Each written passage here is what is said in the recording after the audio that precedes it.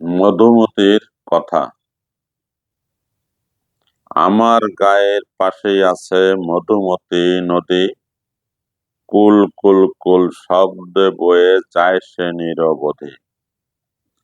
বর্ষা এলে উঠে ফুলে মধুমতির জল, মনে হয় জলের মাঠ নাই কোনো তল।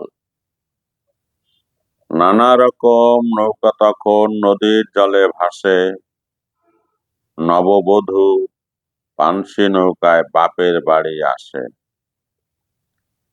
এপার ওপার মনে হয় যে তখন অনেক দূর, মাঝে মাঝে কানে বাজে মাঝির গানের সুর। ভর আষাঢ়ে জেলেরা ইলিশ মাছ ধরে, কে কতটা ধরতে পারলো সেই গল্প করে। মধুমতির ইলিশ মাছের মনোরম স্বাদ গন্ধ, যেজন খায়নি বলা যায় ভাগ্যটা তার মন্দ। এই নদীতেই চলছে অনেক জাহাজ স্টিমার, নদীর বুকে চর জেগেছে চলে না আজ আর।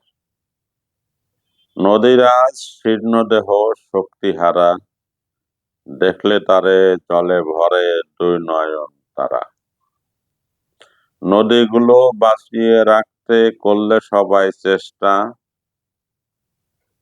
জীবন হতো প্রাণোচ্ছল আর সজীব হতো দেশটা।